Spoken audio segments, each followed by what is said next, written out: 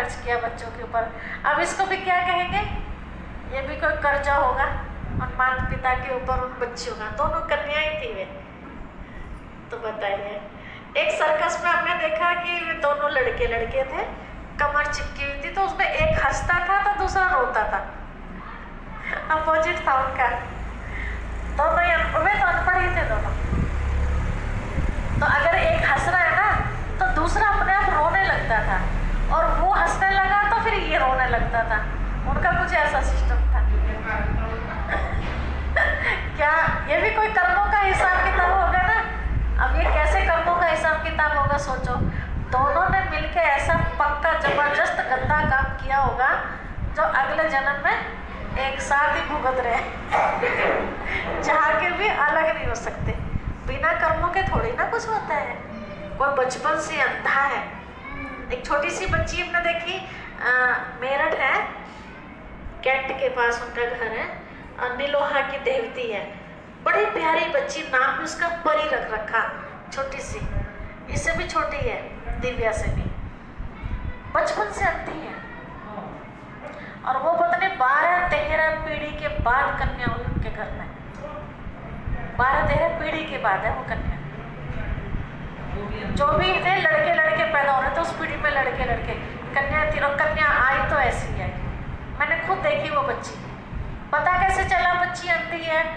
शुरू में तो पता नहीं चला क्योंकि बच्चा चारों तरफ देखता है ना, पता ही नहीं। लेकिन जैसे थोड़ी सी बड़ी हुई, 2-2.5 महीने की, तो उससे आवाज़ ला के पुकारते थे ना, तो उसको पता चला कि इधर से आवाज़ आ रही, तो इधर देखती थी, है ना। लेकिन वो आवाज़ के हिसाब से नजर घुमाती थी, उसको ये नहीं पता होता था कि कौन खड़ा है कौन नहीं। बच्ची थोड़ी सी और बड़ी हुई तब उसको कहा कि देखो तुम्हारी मम्मी किधर है, तो बस वो उधर ही देख रही है जिधर से आवाज़ आ रही है, मम्मी इधर खड़ी है ना। तब पता चला ये तो अंधी है। फिर डॉक्टर को दिखाया उसको, तब डॉक्टर ने चेक किया, तब पता चला, मतलब 5-6 महीने के बाद, कि ये तो बच्चा अंधा है। विदेश तक उसका इलाज करा लिया, कोई इलाज नहीं है बच्ची का। वो जन्म से होगी ना? हाँ, जन्म से।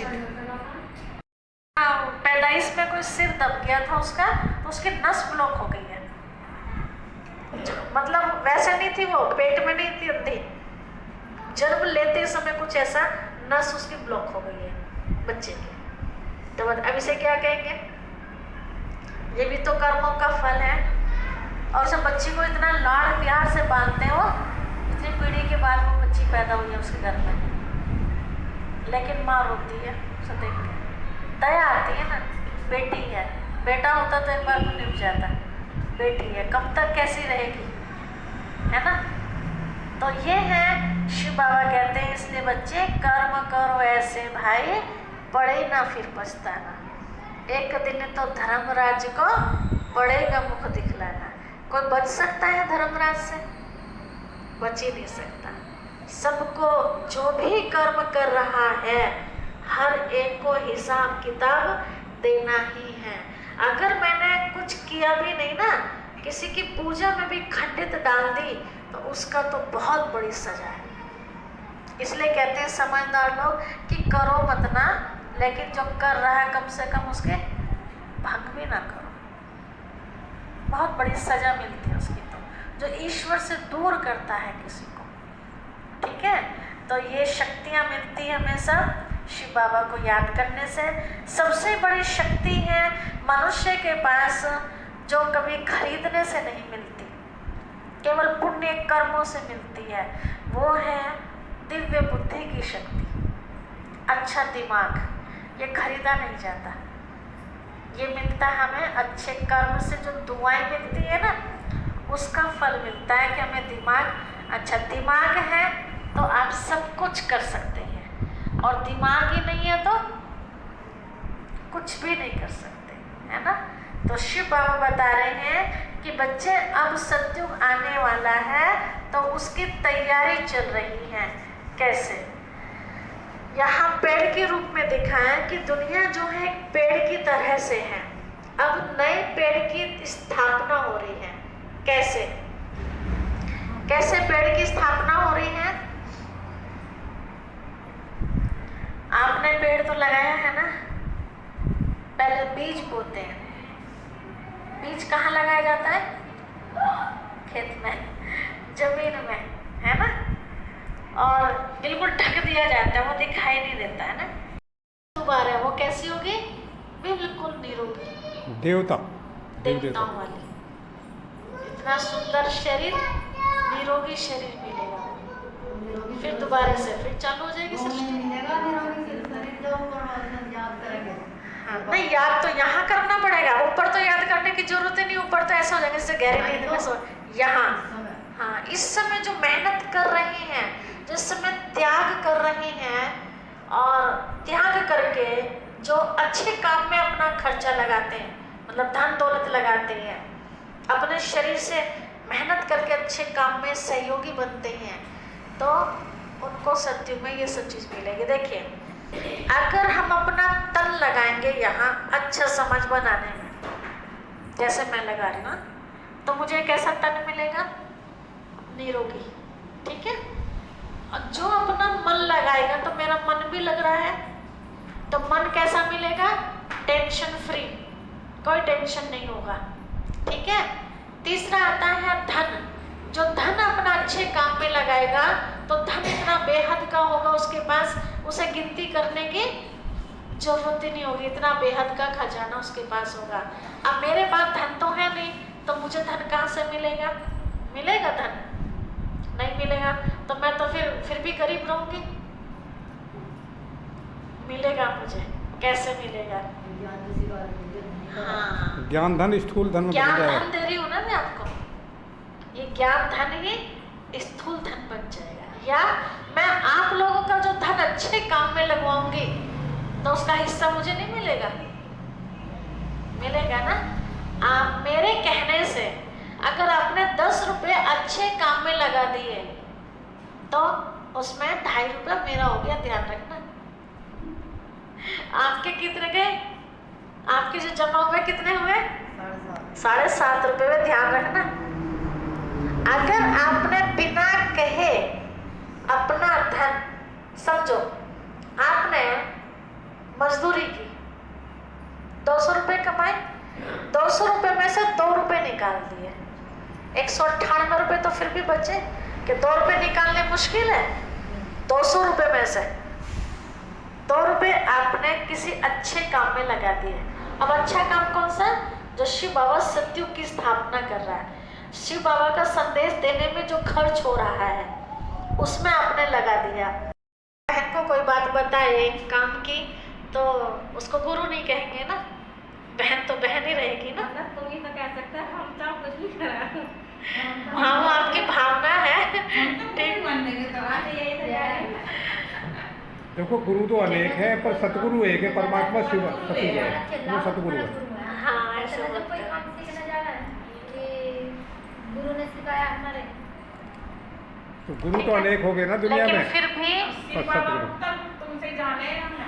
हाँ, वो तो ठीक है, हमसे जाना है, लेकिन हम आपकी बहन ही है। ध्यान रखना। ठीक है। योग हमारे से नहीं लगाना, योग उनसे लगाना है, क्योंकि हमें याद करके पाप नहीं कटेंगे। हम भी किसको याद कर रहे हैं? शिव बाबा कर रहे हैं ना। इसलिए हमें बुद्धि योग शिव बाबा से लगाना है, किसी भी मनुष्य से नहीं लगाना, किसी भी देवता से भी नहीं लगाना। देवताओं के अच्छाइयाँ तो अपने अंदर लानी है हमें, लेकिन याद फिर भी उन्हीं को करना, भोलेनाथ को। और घर में गुरुजी का सुनो, घर में किसी गुरु का भी फोटो लगाना चाहिए, परमात्मा का लगाना चाहिए केवल। हाँ, जो सब जिसको याद करते हैं उसका मैं फोटो लगाऊं। फोटो केवल उनकी अच्छाइयों को लाने के लिए अपने अंदर, जो वो इतने महान बने हैं, तो उनकी महानताएं हमारे अंदर आ जाए, उनके गुण आ जाए, लेकिन हमें याद नहीं करना उनको।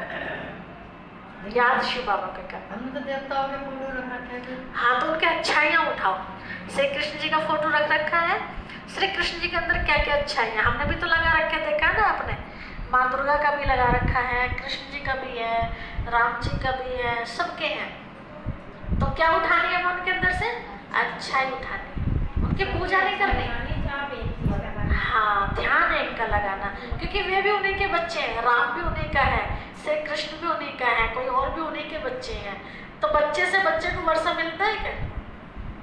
एक ही बाप के 4 बच्चे हैं, तो प्रॉपर्टी जो मिलेगी, भाई को भाई से मिलेगी, बहन को बहन से या बाप से मिलेगी? किससे मिलेगी? बहन को बहन से मिलेगी? नहीं मिलेगी। आप कितनी बहनें हो? 2। आप बड़े हो छोटे हो? आप छोटे हो। आपको जो प्रॉपर्टी मिली है वो बहन से मिली या पापा से मिली? पापा से मिली ना? यहाँ भी बाबा से मिलेगी। हाँ, तो सुनने में मिस्टेक हो गया। यहाँ भी बाबा से हाँ, मिलेगी। तो ऐसे श्री कृष्ण जी हमारे भाई हैं बड़े, राम जी हमारे भाई है, गणेश जी हमारे भाई है, माँ दुर्गा हमारी बड़ी बहन है, दीदी है हमारी, है ना? तो उनसे अच्छाइयाँ उठानी है। तो उस माँ दुर्गा, माँ बड़ी बहन को माँ तो बोलते हैं ना, आता है मतलब टहनियाँ फूटने चालू हो गई, अर्थात दूसरे धर्म आने लगे। द्वापर में इस्लाम धर्म आया, फिर बौद्ध धर्म आया, फिर क्रिश्चियन धर्म आया, फिर संन्यास धर्म आया। इस तरह से द्वापर में आके पूजा पाठ का कार्यक्रम चालू हो गया। फिर ऐसे धीरे धीरे करते क्या आ गया, द्वापर के बाद कलयुग आ गया। तो कलयुग में तो मठ पंथ कितने धर्म है आप गिनती कर ही नहीं सकते, नए नए नाम सुनने को मिलते हैं। तो सारी आत्माएं जब परम धाम से आ जाती हैं तब फिर शिव बाबा को आना पड़ता है, बच्चे वापस घर चलना है। तो याद दिलाते हैं हमें, क्या याद दिलाते हैं? याद दिलाते बच्चे, अगर फिर से तुम्हें श्री कृष्ण जैसा बनना है तो अपना जीवन कमल फूल की तरह से बनाइए। कमल का फूल मतलब बुराइयों से न्यारा प्यारा। तो जो बुराइयों से न्यारा प्यारा अपने आप को बना लेते हैं, तपस्या कर लेते हैं, तो वो नर्क जो दिखा आग में जल रहा है ये दुनिया, है ना? परसों भी आपको दिखाया था कि विषय विकारों की आग में ये दुनिया जल रही है, तो इससे अपने आप को सुरक्षित रख सकेंगे। अब नई दुनिया लाने के लिए तो जरूर है कि पुरानी दुनिया का क्या होगा? विनाश होगा। जैसे ये मकान समझो, यहाँ हमें नया मकान बनाना, तो इसे क्या करना पड़ेगा? तोड़ना पड़ेगा, है ना? तो ऐसे इस धरा पर सत्युग आना है, सोने की नगरी बसनी है यहाँ, तो इस पत्थर की नगरी को क्या करना पड़ेगा? तोड़ना पड़ेगा ना। तो अब वो बहुत जल्दी समय आने वाला है, लोग बाग मार्बल लगाने में लगे हुए हैं, कर्ज लेके मकान इतनी बिल्डिंगें ठोक रहे हैं, बहुत ही जल्दी ये सब कुछ खत्म होने वाला है। हम आपको तारीख तो नहीं बता सकते, लेकिन एक अंदाजा बता रहे हैं, लगभग 15 से 20 वर्ष के अंदर आपको यहाँ कुछ भी नहीं दिखाई देने वाला, कुछ भी, चाहे कितना भी भूकंप विरोधक मकान बना लो, कुछ भी एक ईंट भी नहीं दिखाई देगी आपको यहाँ। हम भी नहीं दिखाई देंगे। कहाँ होंगे फिर हम सब? परम धाम में होंगे। फिर दोबारा से नई दुनिया आएगी ना, यहाँ सोने चांदी भी नहीं, सोने के महल होंगे, द्वारिका बच जाएगी, यहाँ श्री कृष्ण की नगरी होगी। आत्मा दोबारा है तो पहले क्या निकलती है उसमें? जड़ें। अद्भुत होता है ना। फिर उस जड़ में से एक अंकुर ऊपर निकल के आता है, मिट्टी के ऊपर सीख सी दिखाई देती होगी, है ना? कुछ समय के बाद देखते हैं उस अंकुर में से फिर 2 पत्ते ऐसे खिलते हैं, फिर 2-3 दिन के बाद फिर 2 पत्ते ऐसे खिलते हैं, 4 पत्ते हो गए। 4 पत्तों के बाद थोड़ा सा और वो लंबा हो जाता है, फिर उसमें से टहनी फूटनी शुरू होती है 4 पत्तों के बाद। फिर टहनी फूटती फूटती फूटती पूरा वृक्ष बन जाता है। हर एक वृक्ष की अपनी एक उम्र होती है। जब उसकी उम्र पूरी हो जाती है तो वो पतझड़ होके झड़ने लगता है, मतलब बेकार हो जाता है। फिर नए तरीके से पेड़ लगाते हैं। ऐसे ये दुनिया भी एक पेड़ की तरह है। कैसे? देखिए, वो जो बीज लगाते हैं वो जमीन में लगाते हैं, पेड़ ऊपर आता है। अब इस दुनिया में पेड़ का जो बीज है वो कौन है? परमात्मा, शिव बाबा। वो कहाँ रहते हैं? ऊपर। तो यहाँ बीज ऊपर है और वृक्ष नीचे है। समझाने के लिए सीधा दिखाया है ये, लेकिन है वास्तव में उल्टा। पेड़ नीचे और बीज ऊपर है। तो यहाँ आप नीचे से देखिए, सबसे नीचे दिखाया गया है बीज, वो दिखाई नहीं दे रहा है क्योंकि शिव बाबा निराकार है ना। जड़ें दिखाई दे रही है, जड़ में कौन बैठे हुए हैं? सफेद पोषधारी ब्राह्मण। तो बीज से जो जुड़ी हुई होती है वो जड़ें हैं, मतलब शिव बाबा के साथ जिन्होंने अपना कनेक्शन जोड़ लिया तो वो इस सृष्टि रूपी पेड़ की जड़ है। फिर आप देख रहे हैं अंकुर से 2 पत्ते निकलते हैं। जड़ें कहाँ होती है? वो भी मिट्टी में होती है ना। एक अंकुर ऊपर से दिखाई देता है, फिर 2 पत्ते। अब जो संगम युग चल रहा है, इस संगम युग में शिव बाबा बच्चों को पढ़ा रहे हैं, तो हम जुड़े हुए हैं शिव बाबा से। अब सतयुग आना है, संगम के बाद कौन सा युग आएगा? सतयुग। तो सतयुग में 2 पत्ते जो आएंगे वो कौन होंगी आत्माएं? वो श्री राधे और श्री कृष्ण होंगे। तो ये सतयुग कहलाया। उसके बाद 2 पत्ते फिर आते हैं, वो त्रेता हो गया, उसमें श्री राम और श्री सीता। तो ये हो गया तना पेड़ का, सतयुग और त्रेता। यहाँ एक धर्म एक राज्य, पता नहीं कितने बन गए, पता नहीं कितने, कह नहीं सकते। 2 करोड़ बन जाए, पता नहीं। ये तो शिव बाबा जाने, है ना। शिव बाबा के महावाक्यों में पढ़ते हैं और भक्ति मार्ग में भी सुनते थे, गरीब का 1 और अमीर का 1,00,000 बराबर होता है, ध्यान रखना। गरीब का 1 रुपया और साहूकार का 1,00,000 रुपया, तो समझो दोनों का बराबर ही है। क्यों? उसकी कमाई उतनी है तो परसेंटेज तो उतना ही रहा ना। बस उसकी 100 रुपये की कमाई है, 100 रुपये में से उसने 1 रुपया निकाला, ठीक है। उसकी 1,00,000 रुपए की कमाई है, उसने 1 रुपया निकाला, तो बराबर क्या क्या? उसने 100 रुपये निकाले, 1,000 रुपये में से 100 रुपये निकाले, 10 रुपये निकाले, मतलब जैसे जिसकी कमाई है ना उसके हिसाब से परसेंटेज बढ़ती है। ऐसा नहीं है कि सब बराबर है, सबको बराबर नहीं कहा जाएगा कि जिसने ज्यादा किया उसे ज्यादा मिलेगा, नहीं, हैसियत के हिसाब से। हाँ, देने कहाँ है? जो आपने 2 रुपये निकाले, चाहे एक महीने में निकाला, चाहे रोज आपने गुल्लक बना ली घर में, तो शिव बाबा के प्रोग्राम्स होते हैं, जगह जगह संदेश देने के कार्यक्रम चलते हैं। जैसे उदाहरण के तौर पर सोचो, मैं यहाँ आती हूँ रोज, स्कूटी में तेल लगता है, स्कूटी की टूट फूट भी है तो वो भी तो खर्च हो रहा है ना, तो किस में लग रहा है? वो सेवा में ही लग रहा है ना।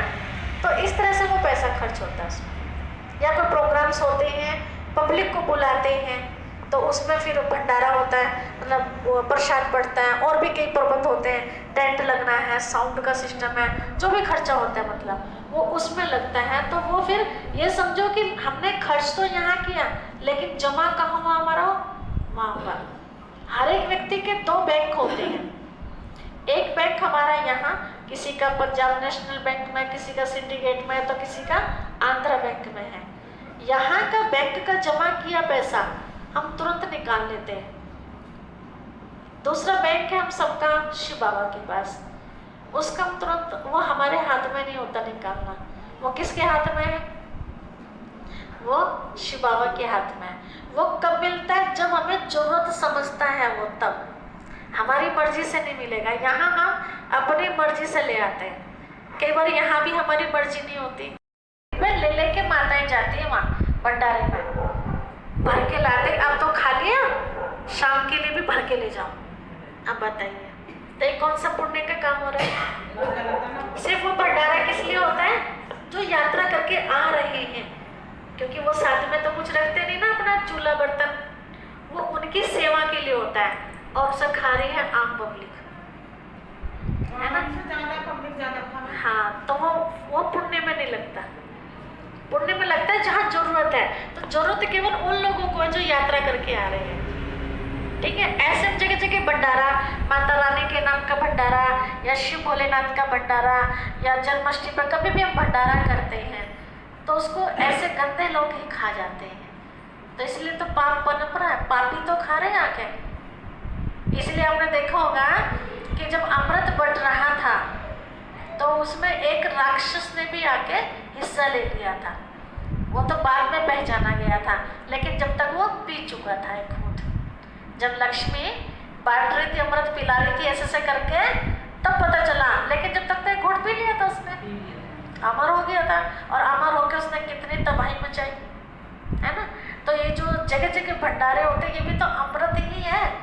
तो ये अमृत पान करने के निमित्त किसको बनना चाहिए? जो अच्छी आत्मा है उनको मिलना चाहिए।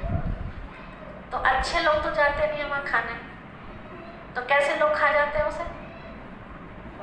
हाँ, जो राक्षस टाइप की आत्मा होती है वो खा जाती है। फिर कमाने की तो जरूरत है नहीं, तो फिर बीड़ी भी पीना, दारू भी पीना, क्यों पेट तो भर गया ना, अब क्या करना, अब तो जरूरत ही नहीं कमाने की। तो वो इस तरह से वो सफल नहीं होता पैसा।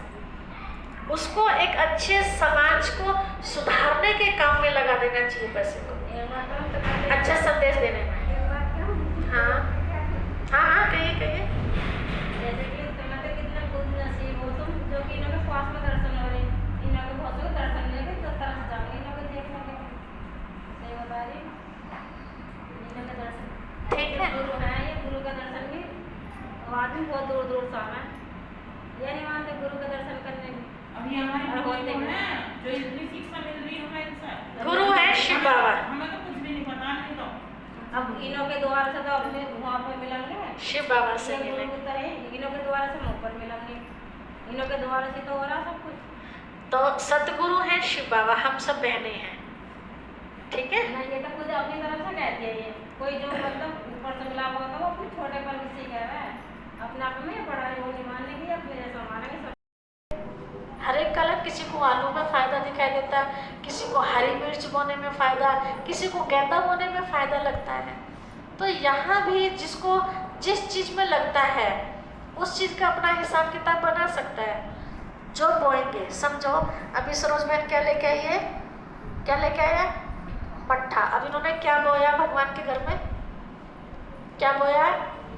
मट्ठा बोया है। तो मट्ठे के बदले क्या मिलेगा? दूध। टैंकर मट्ठा मिलेगा। मट्ठा भी तो मिलेगा, ठीक है। कितना मिलेगा, कितना मिलेगा कोई अंदाजा नहीं।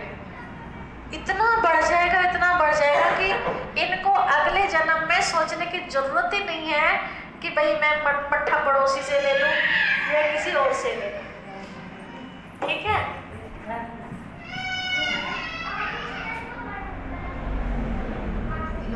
उधर में ये आत्मा वंडरफुल है। कहीं रुकती हो? अच्छा, घर में भी ऐसे भागते हैं? तो ऊपर है, नीचे हो जाते हैं। अच्छा, चलो थोड़े दिन की बात है ना। दिव्या जी, दिव्या जी, डांस करके दिखाओ। जितने जितने तुम्हारी इच्छा हो ना दान करते हो, ठीक है, थोड़ा बहुत जितना भी है अपने। हाँ हाँ, मैं अपनी तरफ से कह रही, मैं अपनी तरफ से नहीं कह रही। पता चला ना जब तक। हाँ, देखो इनको आप शांति के लिए पूछ रहे थे ना, ये कैसे शांत हो सकती है। एक काम कर सकते हो, जब ये सो जाए, है ना, तो इसके पास बैठ के और इसके यहाँ जहाँ आत्मा रहती है यहाँ देखते हुए ये क्या करो, शिव बाबा ये शांत स्वरूप आत्मा है, ये शांत स्वरूप आत्मा है, तो इसे शांति की किरणें मिलेंगी तो शांत हो जाएगी। कम से कम 108 बार करो, रोज करके देखो आप। बिल्कुल हो जाएगा बिल्कुल। 108 बार। 108 की माला होती है ना, नहीं होती तो घर में बना लीजिए, मोती लेके 108 मणके होने चाहिए, ठीक है। बड़ा महत्व है उसका 108 का। ऐसे हाथ में ले लीजिए, उसको दाने को ऐसे करते रहिए। ये आत्मा बहुत शांत स्वरूप है, ये आत्मा बहुत शांति वाली है। ऐसे मन का आगे करते जाओ और मन ही मन में बोलते आओ, क्योंकि मुंह से बोलोगे तो इसकी आँख खुल जाएगी, फिर ये करने नहीं देगी। मन ही मन में अंदर अंदर, है ना। हाँ, 108 बार ऐसे करो, ये शांत हो जाएगी आत्मा। मतलब फिर जितना इतनी ज़्यादा हलचल वाली है ना, वो हलचलपना खत्म हो जाएगा इसका। हाँ, तो ठीक हो जाएगी, अच्छी बच्ची है, ठीक है। तो उदाहरण हम आपको दे रहे थे, है ना। जैसे कल ये बैंगन लेके आई थी, तो किसका पेड़ बो दिया? तो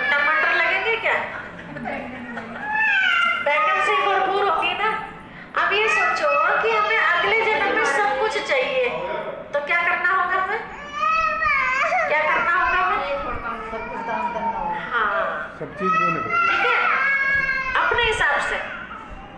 ठीक है, ऐसा नहीं कि बहुत सारा लगाएंगे तो मिलेगा, नहीं, ऐसा नहीं।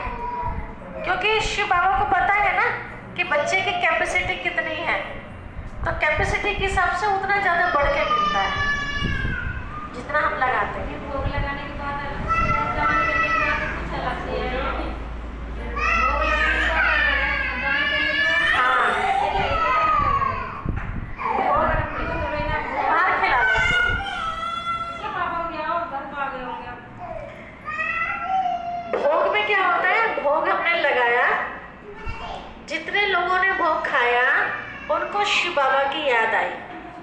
शिव बाबा की याद उनको आई तो जितनी देर उन्होंने याद किया, उनको कमाई हुई शिव बाबा से सूक्ष्म में आत्मा को है ना, तो उसका 25% भोग लगाने वाले को मिल जाता है, जिसने खर्च किया भोग में।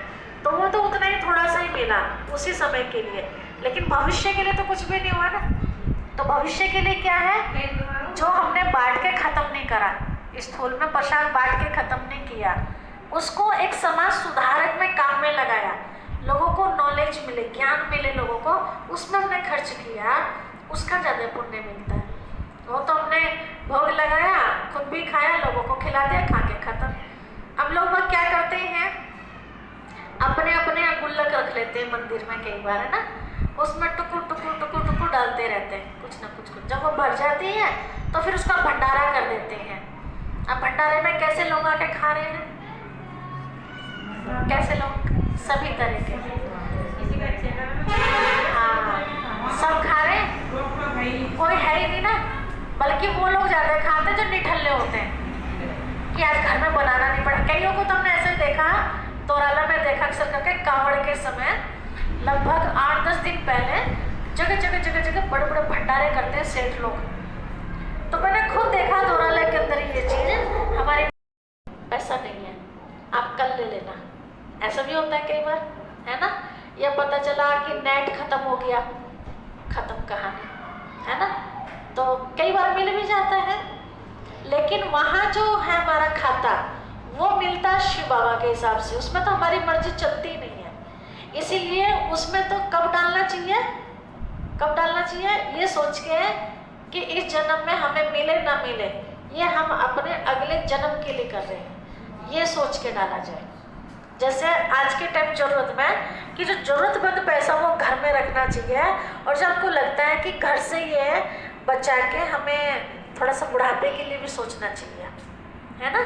आय वेले के लिए कोई बड़े काम करने, बच्चे की शादी करनी है, हमें प्लॉट खरीदना है या मकान बनाना, बड़े काम, भात भरना है किसी का, ऐसे बड़े कामों के लिए हम खाता खोलते हैं। क्योंकि वैसे तो घर में रुकता नहीं ना पैसा, जितना होगा सब खर्च होता जाएगा। बैंक में डाल दिया तो एकदम से संगवाया तो गया वो। ऐसे ही अगले जन्म के लिए भी हमें यही सोच के करना चाहिए कि जितना हमें यहाँ ज़रूरत है उतना हम कर रहे हैं, और अब अगले जन्म के लिए हमें क्या करना है।